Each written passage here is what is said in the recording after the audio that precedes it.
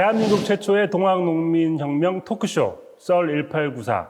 오늘의 키워드는 농사를 생업으로 삼는 사람이죠. 농민입니다. 저희가 농민이 얼마나 힘든 직업이었을까 새삼 생각하게 됩니다. 정말 농사 짓는 일도 힘든데 빼앗아 가는 것도 모자라 이자를 붙여가지고 또 막 내놓으라고 그래. 얼마나 힘들었을까 그런 생각을 많이 하게 됩니다. 아주 의미 있는 말씀인데요. 평생 땅을 일구고 또 작물을 키우는 농민들이 목숨을 걸고 주체적으로 일어나는 것이 동학농민혁명이다 이렇게 볼 수 있고, 그만큼 절박했고 파급력이 있고 역사적으로 의미가 있다.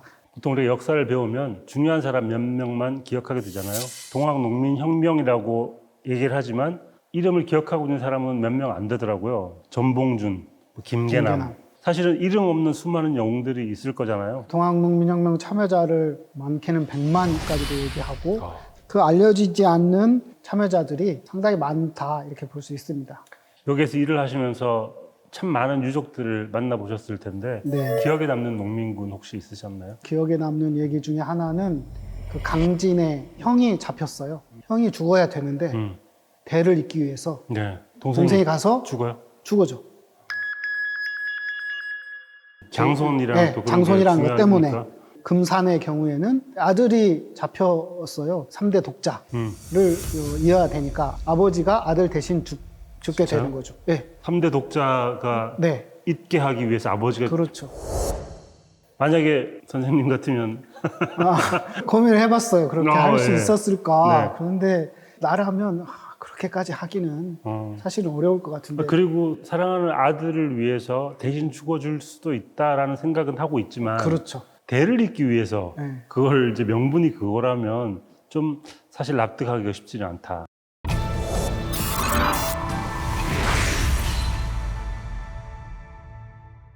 저희가 얘기하다 보니까 한 번도 여성 농민군에 대한 얘기는 해본 적이 없는 것 같습니다. 혹시 여성 농민군도 있나요? 대표적인 사람이 이소사라고. 이소사. 네, 이름이 나와 있는데 원래 소사라는 말은 이름이 아니고 김여사 뭐 이런 대명사라고 할 수 있는데, 이소사의 경우에는 나이가 23살이고 상당히 빼어난 미모를 가지고 있었고 장흥부에서 말을 타고 농민들을 지휘했다 이렇게 알려져 있습니다. 그리고 나중에는 체포되어 가지고 나주성으로 데리고 가서 나중에서 고문을 받다가 그 후유증으로 죽게 되는, 그 여성의 경우에는 동학농민군으로 활동한 사람이 이소사 외에는 기록된 내용은 없고, 없어요. 우리가 그때 첫 회에 네. 대둔산 얘기할 때 네네. 하나 있었죠.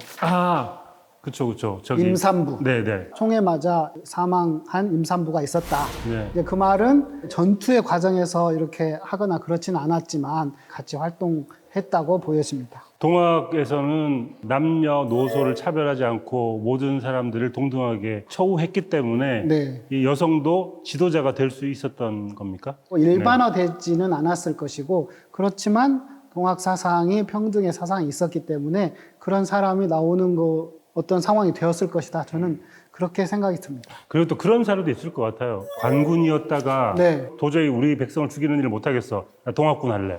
그 대표적인 사람이 우리 조광김 씨, 네. 김시풍, 예. 전주 영장. 네. 이제 이 사람은 이미 이전에 김계남과 같이 뜻을 같이 해서 세상을 개혁하고자 하는 뜻이 있었고, 그래서 홍계훈이 전주에 들어와 가지고 바로 이 김시풍이 전주 영장이었거든요. 네네. 전주 영장은 지역 군대 책임자였는데 잡죠. 잡아가지고 즉결 처분해서 네. 처형을 너 시키고. 내통하지 않는다 그렇죠. 하고 해가지고. 그런 사람이 있었고, 네. 이제 그 밖에 좀 특이한 경우가 전봉준이 태인에서 농민군을 해산하고 숨어 다니기 시작하거든요.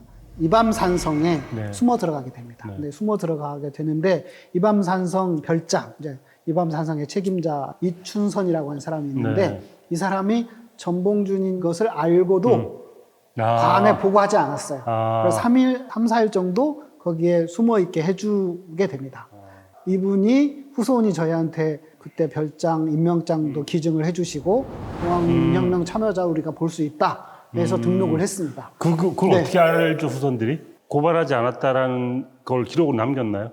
이밤산성 이춘선이 2년인가 있다가 나중에 알게 그것 돼서? 때문에 죽었습니다. 고문을 받고. 그러면 이렇게 신고하지 네. 않고 고발하지 않고 숨겨주거나 이런 사람들 진짜 많을 거 아니에요. 그렇죠. 그런 사람들도 다 동학농민혁명 공을 세웠다라고 볼 수 있겠네요. 볼 수 있습니다. 그래서 저희가 동학농민군에게 물자를 제공하거나 편의를 제공한 사람도 동학농민혁명 참여자다 이렇게 범주에 넣고 이제 그 밖에 관직을 갖고 있는 사람 중에 농민군에 대단히 협조적인 사람이 있었어요. 예를 들어 임실, 군수, 민충식. 네. 그러기는 임실 지역은 거의 김계남 영향 안에 있었기 때문에 김계남에 동조했고 네.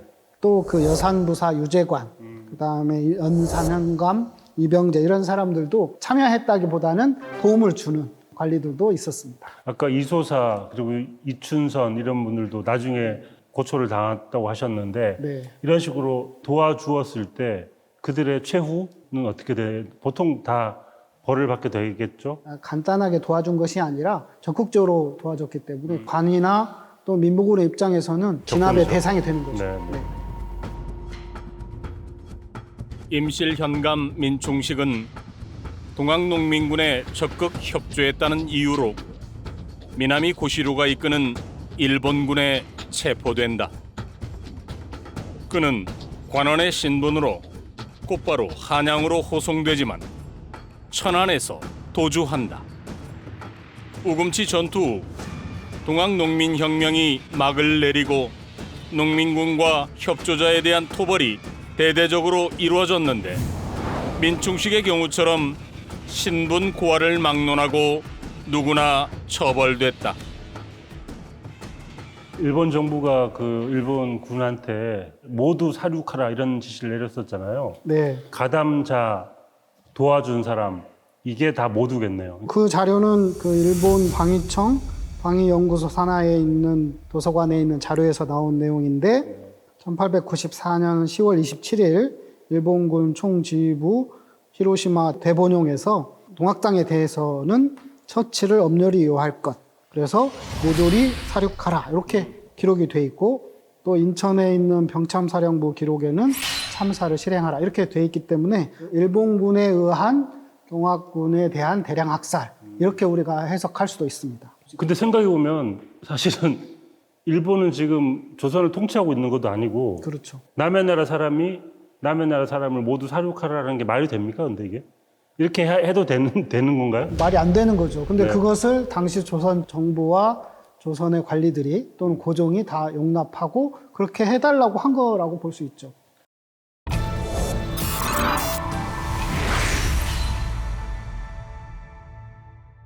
당시에 이런 현장과 사륙과 죽음에 대한 기록 같은 게 꽤 많이 있겠죠? 예, 그 기록에 이런 내용이 있습니다. 가보년 12월부터 조선 남방은 관병과 일병의 천지가 되고 말았다.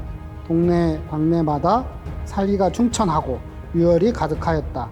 동학군으로서 관병, 일병, 수성군, 민보군에게 당한 참살 광경은 이루 말할 수 없었다. 보통 이루 말할 수 없었다라는 네. 건 정말 말할 수 없기 때문에 이 글이라는 이 얄팍한 수단으로 표현할 수가 없다라는 거죠. 정말 참혹했다는 그렇죠. 얘기겠죠. 조사를 하는 과정에서 네. 새로운 이야기들을 많이 알게 됐는데 뭐 단어로 표현하자면 분살, 분살은 뭐예요? 작두, 생매장, 수장 이런 게 있습니다. 분살은 어떤 것이냐면 처형하는 방법 중에 하나인데 네. 불살을 분자에다가 죽는다는 살입니다. 불태워 죽이는 거는? 그렇습니다. 그러니까 우리가 분신할 때 그 분신의 분자 예, 예. 그렇게 죽인다. 그렇죠. 어떻게 불태워 죽이냐면 죽인다. 농민군을 진압하는 시기가 11월, 12월, 1월 이때면 이제 논에 다 추수를 하고 집단이 남아 있는 네. 그런 상황이에요. 그래서 농민군을 잡아가지고 죽일 수만큼 말뚝을 세우고 네. 말뚝에다가 사람을 하나씩 묶고 야, 그다음에 그 밑에다가 그 논에 있는 집단을 넣는 거죠. 그 집단에다가 불을 태우면 참 사람이 이렇게 이제 거기서 죽게 잔인하다. 된다. 시신을 찾을 수도 없으니까 그렇습니다. 가족들 입장에서도 미칠 노릇이네요. 장흥 지역에 이의호라고 하는 동학 농민군이 있었는데 이분이 그렇게 해서 죽임을 당하자 네. 부인과 아들이 이제 시신을 수습하러 갑니다. 그래서 시신을 찾을 수가 없어서 함께 분살당한 3명의 유고를 치마폭에 넣어가지고 매장하는 그런 이야기가 전해지고 있습니다. 무안에서는 시신을 찾기가 어렵잖아요. 네. 그러니까 자기가 만든 토씨를 보고 가족이 이것을 찾는 경우도 있었고 아우슈비츠 때 우리가 들었던 이야기여서 그렇죠. 남의 나라 이야기라고 생각하지만 네. 동학 때 그런 일들이 있었고 시신도 찾지 못해서 수습하지 못해서 애를 태웠던 가족들이 이렇게 많았네요. 그런 내용들은 근데 정부 기록이라든지 보고서에는 거의 기록되지 않았고 이 사실을 알 수 있었던 것은 후손들이 전승을 통해서 알 진짜 수 있는 큰일 하시는 겁니다. 네. 이거를 다 가가지고 네. 녹취를 해가지고 전승된 이야기를 네. 기록하고 검증이 되었을 그렇죠. 때 발표하고 그러는 거잖아요. 근데 이 자료 보니까 작두형도 있었더라고요. 이 작두의 경우에는 그 충청도 태안에서 네. 있었습니다.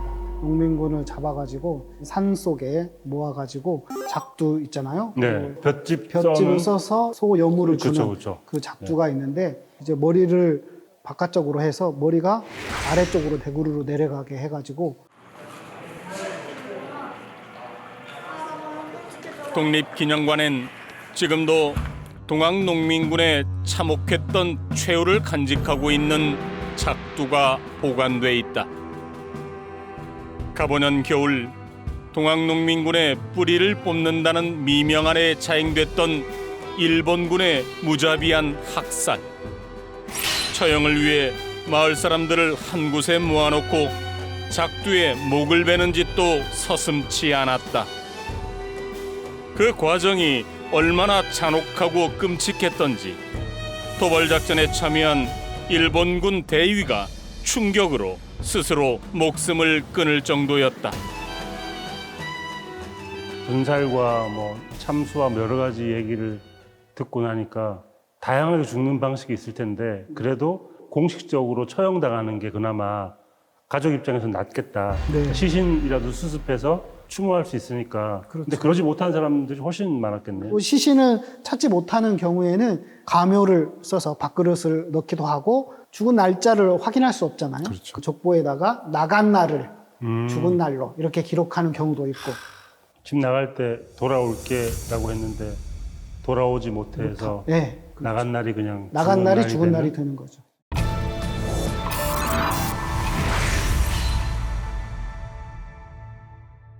많은 유족들을 만나보셨을 텐데 유족들도 참 다양하게 살아갈 것 같아요. 보통 어떤 반응을 보이시나요? 그동안에 자기들의 이야기를 들어주는 사람이 아무도 없었다 이거죠. 자기 이야기를 들어주기만 해도 얼마나 고마운지 이렇게 눈물을 흘리는 경우도 있었고 그분들의 처지를 생각해 보면 참 안타까운 게 뭐냐면 기반 자체가 무너져 있어요. 그러니까 경제적으로도 어렵고 그렇죠. 또 교육도 못 받고 대단히 어려운 사람들이 너무 많은 거죠. 동학농민혁명이라는 사건이 1894년 불과 1, 2년 사이에 일어난 사건이지만 여기에 참여한 후손들의 삶은 몇백 년 동안 지금까지 지속되고 있다 이렇게 볼 수 있습니다. 굉장히 어렵게 살았던데요 그때. 예. 나도 아버지가 2살 먹어서 돌아가셨다고 하는데 얼굴도 모르지 아버지. 아, 2살 때? 네. 아. 어찌 가래요 누구. 예. 그 할아버지가 돌아가신 후에 그렇게 강점기가 됐죠. 그러니까 피신 생활을 했어요. 일가들한테 이렇게 숨어 댕기고. 뭐 행편이었었지. 예, 행편이었었고, 제가 알기로는 여기에 이제 그 산을 갖다가 관리를 하면서 뭐 벌채를 해가지고 팔다가 생계를 유지하고 그런 얘기를 들었어요. 예.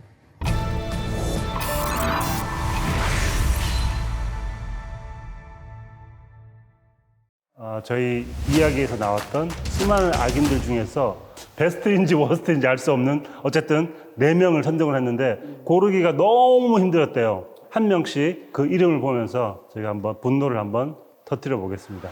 자, 그러면 첫 번째 악인 한번 어떤 인물일지 이용태. 야, 네. 와, 이 사진까지 준비를 했을 줄을 몰랐네. 저희 1894에서 다 아실 분이잖아요. 네네. 거부동민 봉기가 일어나면 안핵사로 임명이 돼가지고 네. 아. 주도한 사람을 색출했는데 네. 하는 그런 역할을 맡았는데 실제는 재물을 약탈하고 또 여자를 겁탈하고 그런 사람입니다. 네. 그래서 나중에 보면 파직당해가지고 김산군에 유배됐다가 풀려나서 2조 참의를 지내고 일제 강점기 때는 친일파로 변모해가지고 남작 유치까지 오르네요. 이 사람은 이제 친일파로 규정이 돼 있죠, 지금 그렇습니다. 어쩌면 이 사람은 시대의 흐름을 잘 알아서 탄 사람이 아닐까. 시대의 흐름을 잘 알았다 이렇게 표현하면 너무 열받잖아요. 네. 시류에 편승해서 개인의 그런 말이 이득을 있군요. 역사에서 바라보지 않아야 될 어떤 사례로서 우리가 얘기할 수 있을 것 같습니다. 제가 참 이 소설을 쓰는 사람으로서 문장에 문제가 많았습니다. 시대의 흐름을 아느냐, 시류에 편승하느냐. 이분은 시류에 편승하신 걸로. 네. 두 번째 악인 살펴보겠습니다. 이두황. 네. 저는 이 동학농민혁명을 보면서 가장 넘버원이라고 네, 생각합니다. 지난번에 얘기해 주셨어요. 네, 이게 최고의 악당이 누구냐? 네. 이두황이다라고 얘기해 주셨죠. 친일 반민족 행위자로도 지정이 돼 있고 네. 동학 진학군 우선봉장으로 임명이 돼가지고 농민군 토벌을 대단히 적극적으로 했어요. 그래서 많은 농민군들을 직결 처분하고 나중에 그 민비 시해 사건에 그렇죠. 가담하기도 하고 네. 이렇게 활동을 하다가 일본으로 이제 도망가죠. 사면령이 내리기 전까지 이또 히로부미의 지원을 받고 생활하다가 1910년에 돌아와가지고 이제 이때부터 떵떵거리면서 살기 시작해서 전라북도 도장관에 임명이 되고 동학농민군을 학살하고 민비 시해에 가담한 이두황은 일본으로 도망한 뒤 이름조차 바꿔버린다. 이후 그는 도쿄에 머물며 주색 잡기에 빠져 지내는데 얼마나 방탕했던지 당대 일본의 지식인이었던 북기자와 육기치가 이두황을 보고 국모를 살해하고도 신중하게 행동하지 않는다고 질책했을 정도였다. 이후 이두황은 귀국한 뒤 주요 관직에 오르며 부귀와 권세를 누린다. 나중에 보니까 자기 자서전 같은 것도 책자로 그래서 이 사진을 보니까 네. 그 자서전에 나온 그 사진입니다. 그리고 이렇게 자기 자서전 쓰고 화려하게 입고 이렇게 사진을 찍었다는 것 자체가 자기가 어떤 만행을 저질렀는지를 전혀 모르고 있는 사람인 것 같아요. 네. 지난번에 이 이두황의 묘가 전주에 있다고 얘기를 전주 하셨죠? 기린봉에 네. 있습니다. 네. 그래서 단죄비가 거기에 세워져 있습니다. 근데 이 땅이 후손들의 땅이어가지고 좀 떨어진 곳에다가 세워가지고 이두황이 나쁜 행적을 한 것에 대해서 우리가 네. 어느 정도 알 수 있습니다.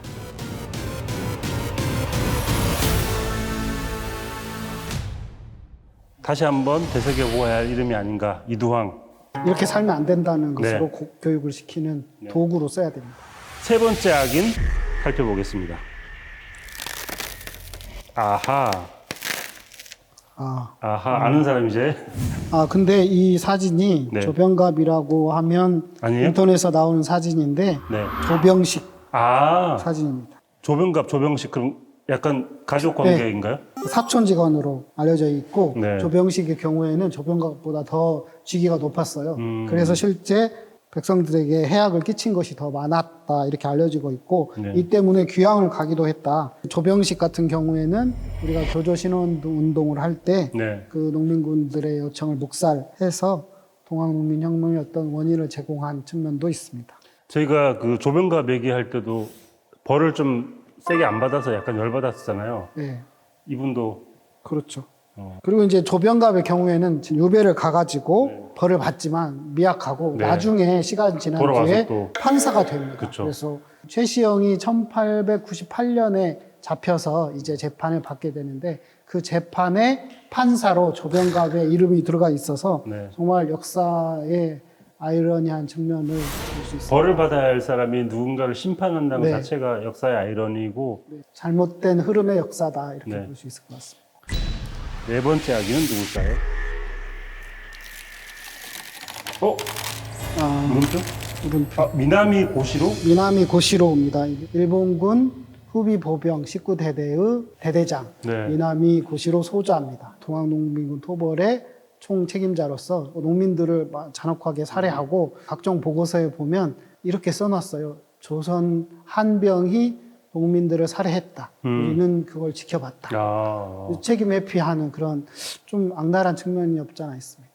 저는 이 이름을 어떻게 들었나 생각을 해봤더니 저한테 자료집을 이만큼 주셨잖아요. 네. 거기에 미나미 고시로가 경력서 있습니다. 여러 권이었던 것 같은데 네. 기록도 엄청 많이 했나 보네요. 자기 딴에는 자기가 열심히 활동했다는 의미로서 적은 거 있습니다. 동학농민군 토벌대 대장으로 조선에 파견된 독립후비보병 제19대대 지휘관 미나미 고시로. 실제로 그는 동학농민군은 모두 죽이라는 일본 대본영의 명령을 충실히 실행하는데, 당시 미나미 고시로가 이끄는 일본군의 무차별 학살로 숨진 동학농민군은 최대 5만 명에 이른다고 전해진다. 저는 이제 그런 가정을 자꾸 해보게 되는데 네. 역사가 한 사람으로 바뀌지는 않지만 악인 몇 명만 없었더라도 무고한 생명 몇 명은 살릴 수 있지 않았을까? 그렇죠. 라는 생각을 많이 하게 돼서 좀 미워할 수밖에 없는 것 같습니다. 이런 비극이 우리 역사에서 있지 않도록 새로운 세상을 만드는 데 노력하는 것이 필요하겠다. 네. 그런 생각이 듭니다. 사실 제가 이 제작진한테 부탁을 했던 건 이 4명으로 추리는 건 너무 힘들다. 네. 그러니 큰 판을 준비해가지고 한 100명 정도를 하자 이랬었는데 네. 제작비가 없다고 그러셔가지고 4명밖에 못했거든요. 아깝게 떨어진 사람 저희가 한번 몇 명 얘기를 해볼까요? 저는 네. 그 전에도 얘기했는데 네. 그 민비, 민씨, 영민 씨, 씨. 영민 씨들 다 해먹은 사람들이잖아요. 사실은 네. 뭔가 사건을 만들어내고 협잡을 한 최고봉은 민 씨일 것 같긴 해요. 조선이라는 나라를 망치게 하는 큰 원인 중에 하나였고, 오랫동안 왕위에 있었던 고종도 저는 좋은 평가를 내릴 수 없어요. 주체적으로 문제를 해결하기보다는 외세를 끌어들인다든지 백성들보다는 자신의 권력을 유지하는 쪽에 더 포커스를 맞췄기 때문에 조선이 결국은 이렇게 되지 않았을까 그런 네. 생각이 듭니다. 일반적으로는 무능을 악으로 치부할 수는 없을 것 같은데 고종의 경우에는 한 나라의 백성들을 책임진 사람에게 무능이라는 게 얼마나 큰 악행이 될 수 있는가를 보여주지 않나 싶고,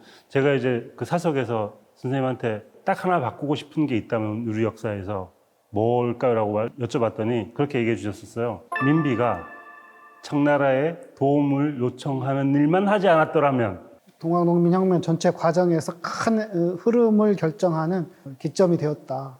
오히려 더 나쁘게 평가하는 사람이 있는데 네. 서병학이라는 사람이 있습니다. 처음 서병학은 들어봤네요. 유학자의 성향을 가지고 있었는데 동학에 귀의를 해가지고 최시영을 설득해서 교조 신원운동을 주도한 사람이에요. 아, 그래요? 중요한 역할을 한 사람인데, 이 사람이 가보년에 어떤 활동을 하게 되냐면 농민군 토벌에 참여합니다. 왜 그랬어요? 동학 농민 이런 세력 안에서 역할을 갖지 못하게 됨에 따라서 자기가 알고 있는 지식을 거꾸로 농민군 토벌에 또 농민군 진압하는 정보를 제공하는 사람으로 활동을 해서 나는 이 사람이 더 나쁘고 더 악질이다. 그럼 선생님 생각하시기에 이 사람은 교조 신원 운동을 벌일 때도 큰 뜻이 있었다기보다는 뭔가 다른 뜻이 있을 수 있었겠죠. 인간이 떨어질 수 있는 하한선을 만들어주는 사람, 어떤 식으로 살지는 말아야겠다라는 기준선을 만들어주신 분이어서 중요한 역할도 많이 그런 면에서는 하고 계신 것 같아서 네. 참 많은 것들을 배웠는데 특히 정말 중요한 일을 많이 하시는구나. 감사합니다. 이야기를 기록하고 이걸 역사로 만들고 그 사람들의 이야기를 들어준다는 게 얼마나 중요한 일인가를 한번 새삼 깨닫게 되었고 감사하다는 말씀을 꼭 드리고 싶었습니다. 우리가 기억하지 못하는 또 많은 사람들의 삶의 이야기, 사건들을 기억하고 기록해야 그것이 역사가 된다. 네. 그래서 저는 감춰져 있었던 그런 역사를 기억하고 기록하는데 또 앞으로도 열심히 노력하겠습니다.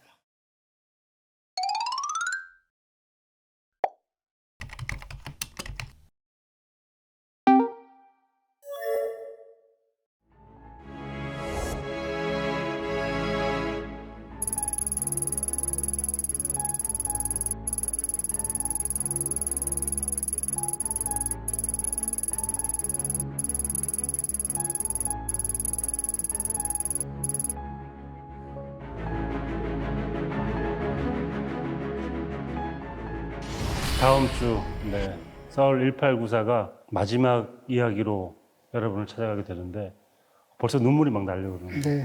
17회차 동안 제가 배웠던 것들을 한번 되새겨 보면서 중요한 사실들을 많이 알게 되었고 기억하고 기록해야지만 우리가 앞으로의 삶을 살아가는데 중요한 밑거름이 되겠구나라는 생각을 많이 하거든요. 아쉬움이 남지 않도록 네. 또 다음 시간에도 여러 가지 흥미있는 얘기들로 네. 채워볼 수 있었으면 합니다. 네, 기대하겠습니다.